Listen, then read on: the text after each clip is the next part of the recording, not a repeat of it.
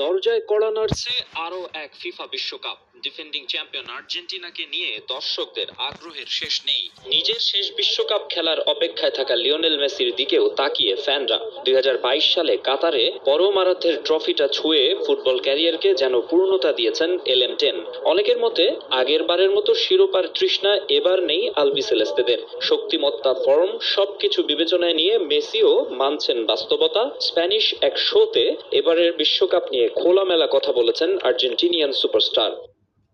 আমাদের মেনে নিতে হবে যে এই বিশ্বকাপে আমাদের চেয়ে ছন্দে থাকা দল আছে। ফ্রান্সে অনেক ভালো ফুটবলার আছে, তারা খুবই শক্তিশালী। স্পেনও দারুণ দল। ব্রাজিল হয়তো সেরা ছন্দে নেই, কিন্তু তারা সবসময় ফেভারিট।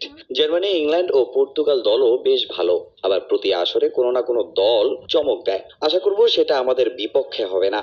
আর্জেন্টিনার পাশাপাশি এবার ব্রাজিলকে নিয়েও আলোচনা বেশি। হেক্সা মিশনে বারবার ব্যর্থ দলটার কোচ হিসেবে আছেন কার্লো অ্যানচেলোত্তি। এই দলে নেইমারকে রাখা হবে কিনা তা এখনো নিশ্চিত নয়। ইনজুরির সঙ্গে তার লড়াইটা যে দীর্ঘ সময়ের। যদিও বন্ধু greatest show on earth miss করুক তা কোনোভাবে চান না লিও।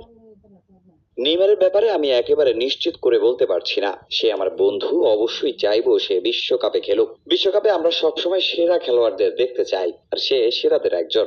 খেলোয়াড়ি ক্যারিয়ারে লম্বা সময় আলোচনা শুনতে হয়েছে কে সেরা, তিনি নাকি রোনালদো। এতদিন পেরিয়ে গেলেও যে কোনো সাক্ষাৎকারে এই প্রশ্ন অবধারিত। তবে মেসি এতে মোটেও বিরক্ত হন না, বরং সোনালী অতীত মনে করে আনন্দই পান।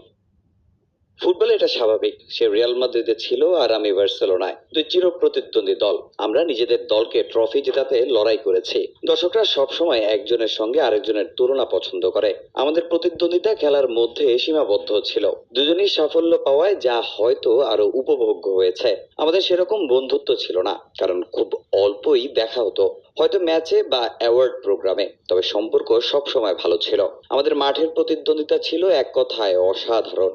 সাক্ষাৎকারে উঠে এসেছে নিউ জেনারেশন ফুটবলারদের কথাও, যেখানে তার প্রিয় লামিন ইয়ামাল।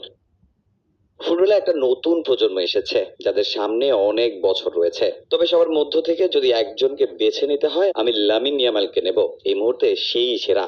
বিশ্বকাপে গত আসরে সৌদি আরবের বিপক্ষে হেরে শুরুতেই ধাক্কা খেয়েছিল আর্জেন্টিনা। এবার সেটা আর হতে দেবে না মেসির দল। তবে 48 দলের টুর্নামেন্টে চ্যালেঞ্জ অনেক বেশি। নিজেদের প্রমাণের অপেক্ষায় থাকবে অনেক দলই, চ্যালেঞ্জ জানাবে জায়ান্টদের। মাকসুম আলম খান, সময় সংবাদ।